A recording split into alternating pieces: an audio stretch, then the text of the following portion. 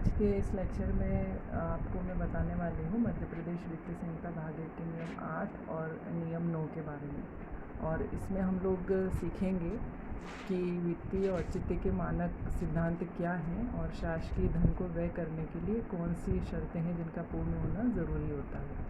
तो हमने ये जैसे परीक्षा में प्रश्न आता है उस हिसाब से इसको तैयार किया है। और प्रश्न ऐसे पूछा जा सकता है कि शासकीय धन खर्च करने के पूर्व कौन सी शर्तों का पूर्ण होना आवश्यक है तथा वित्तीय औचित्य के मानक सिद्धांत क्या हैं। और इसी प्रश्न को दूसरे तरीके से भी पूछा जा सकता है कि व्यय के मानक गुणवत्ता सिद्धांत क्या हैं। तो इस उत्तर में हम पढ़ेंगे कि किसी भी शासकीय सेवक द्वारा शासकीय धन व्यय करने के पूर्व निम्न शर्तों का पालन करना आवश्यक होता है। पहला, प्रस्तावित व्यय हेतु सक्षम प्राधिकारी की स्वीकृति, और दूसरा, प्रस्तावित व्यय हेतु पर्याप्त मात्रा में धन का बजट प्रावधान। उपरोक्त दोनों शर्तें स्वतंत्र हैं, दोनों का एक साथ पालन होना अनिवार्य है। केवल एक शर्त के पालन होने से खर्च नहीं किया जा सकता है। और ये वर्णन है मध्य प्रदेश वित्तीय संहिता भाग 1 के नियम 8 में।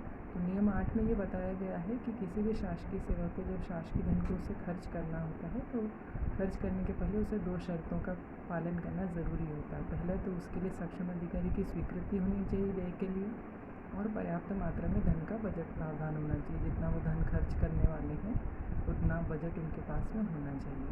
और दोनों ही शर्तों का पालन होना ज़रूरी होता है। एक शर्त का अगर पालन हो रहा है दूसरी का नहीं हो रहा है, दूसरी का हो रहा है पहली का नहीं हो रहा है, तो हम खर्च को नहीं कर सकते हैं। इसीलिए यहाँ बताया गया है कि दोनों शर्तें स्वतंत्र हैं और दोनों का एक साथ पालन होना अनिवार्य है। फिर से मैं इसको बता रही हूँ कि मध्य प्रदेश वित्तीय संहिता भाग 1 के नियम 8 में इसकी अथॉरिटी दी गई है। अब हम आते हैं वित्तीय औचित्य के मानक सिद्धांतों की तरफ, या व्यय के मानक गुणवत्ता सिद्धांत भी जिन्हें कहा जाता है उस तरफ, जो कि मध्य प्रदेश वित्तीय संहिता भाग 1 के नियम 9 में दिए गए हैं। इसमें बताया गया है कि प्रत्येक शासकीय सेवक को शासकीय धन का व्यय करते समय कुछ सिद्धांतों का पालन करना होता है, जिनको हम वित्तीय भाषा में वित्तीय औचित्य के मानक सिद्धांत कहते हैं। और जैसा कि हमने पहले भी पढ़ा कि इन्हीं दूसरे शब्दों में व्यय के मानक गुणवत्ता सिद्धांत भी कहा जाता है। कुल मिलाकर के कि शासकीय धन को जब भी खर्च किया जाता है तो जिन जिन खास बातों को ध्यान रखा जाता है उनको हम वित्तीय भाषा में वित्तीय औचित्य के मानक कहते हैं। और इसमें ये चीज़ बताई गई है कि अगर शासकीय धन का व्यय करना है किसी अधिकारी को, किसी शासकीय सेवक को, या व्यय को उसे अधिकृत करना है, स्वीकृति देनी है उसके लिए, तो उसे किन बातों का ध्यान रखना चाहिए। तो ये यहाँ मुख्य 5 बातें दी गई हैं जिनको हम वित्तीय औचित्य के मानक सिद्धांतों के रूप में याद रखते हैं।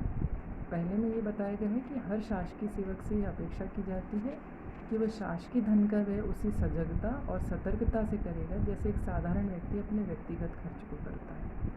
और दूसरी में बताया गया है कि कोई भी खर्च समय की वास्तविकता से अधिक नहीं होना चाहिए, अर्थात उस समय जितनी आवश्यकता हो उतनी ही राशि कोषालय से आहरण की जानी चाहिए। तीसरी बात बताई गई है कि व्यय की स्वीकृति हेतु कोई भी सक्षम प्राधिकारी ऐसे आदेश जारी न करे जिससे वह स्वयं प्रत्यक्ष या अप्रत्यक्ष रूप से लाभान्वित हो। चौथी में हमें बोला गया है कि शासकीय धन किसी भी व्यक्ति विशेष या समुदाय के हित के लिए खर्च नहीं होना चाहिए जब तक कि पहला, खर्च करने वाली राशि नगण्य हो, दूसरा, न्यायालय द्वारा स्वतः की वसूली की संभावना हो, और तीसरा, खर्च की जाने वाली राशि किसी मान्य नीति या रिवाज के अनुसार हो। पाँचवीं और अंतिम बात में बोली गई है कि शासकीय कर्मचारियों को दिए जाने वाले भत्ते इस तरह स्वीकृत नहीं किए जाने चाहिए कि वे प्राप्तकर्ता के लिए आय का स्रोत बन जाए, जो कि मध्य प्रदेश वित्तीय संहिता भाग 1 के नियम 9 में दिए गए हैं। तो इन्हें वित्तीय औचित्य के मानक सिद्धांत जो 5 बिंदु हैं उनको फिर से समझते हैं कि हर शासकीय सेवक को शासकीय धन का व्यय उसी सजगता और सतर्कता से करना चाहिए जैसे कि एक साधारण व्यक्ति अपने खुद के खर्च को करता है। जो सतर्कता हम अपने खुद का धन खर्च करने में, अपनी खुद की खरीदारी करने में बरतते हैं, वही हमको शासकीय धन का व्यय करते समय भी बरतना चाहिए। और कोई भी खर्च ऐसा नहीं होना चाहिए जिसकी वर्तमान में आवश्यकता नहीं है, फिर भी हम, चूँकि हमारे पास सिर्फ बजट बचा हुआ है इसलिए हमने बिना आवश्यकता के लिए कोषालय से राशि निकाल ली या खरीदारी कर ली, ऐसा नहीं करना चाहिए। जब उसकी आवश्यकता हो व्यय करने की तभी वो व्यय किया जाना चाहिए। दूसरी बात होगी, और तीसरे में हमें ये बताया गया है कि सक्षम प्राधिकारी जो शासकीय व्यय को अधिकृत कर रहा है या शासकीय व्यय कर रहा है, वो ऐसे आदेश जारी नहीं करेगा जिससे वो खुद लाभान्वित हो किसी भी तरीके से, प्रत्यक्ष या अप्रत्यक्ष, परोक्ष या अपरोक्ष रूप से लाभान्वित हो। ऐसे आदेश जारी नहीं करेगा कि अपने किसी रिश्तेदार के लिए उसने कोई आदेश जारी कर दिया तो वो अप्रत्यक्ष रूप से कहीं ना कहीं उससे लाभान्वित हो रहा है। तो ये चीज़ उसको ध्यान रखनी चाहिए। चौथे में बताया गया है कि व्यक्ति विशेष या समुदाय के हित के लिए खर्च नहीं होना चाहिए जो भी शासकीय धन हो रहा है।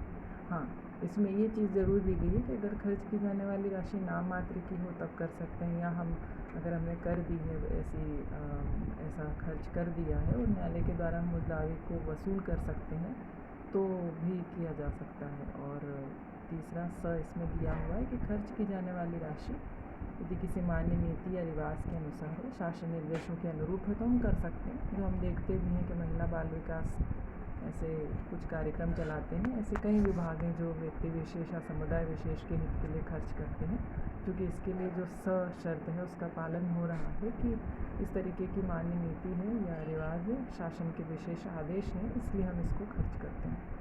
और पाँचवें में बताया गया कि जो भत्ते दिए जा रहे हैं, क्षतिपूर्वक भत्ते दिए जा रहे हैं शासकीय कर्मचारियों को, वो किसी भी अधिकारी को इस तरीके से स्वीकृत न करना चाहिए कि वो उसके लिए आय का स्रोत बन जाए। हम जानते हैं कि शासकीय कार्यों के दौरान अगर उसका शासकीय सेवा का कोई खर्च होता है तो एक क्षतिपूर्ति के रूप में ये भत्ते दिए जाते हैं, तो इसको सोर्स ऑफ इनकम ऐसा नहीं मानना चाहिए। तो इसी तरीके से भत्तों की स्वीकृति दी जानी चाहिए। तो ये 5 मुख्य बातें हो गई और मैं उम्मीद करती हूँ कि आपको ये समझ में आया होगा अच्छे से, और इसमें कोई सुधार की गुंजाइश है तो आप प्लीज़ मुझे बताएं। धन्यवाद।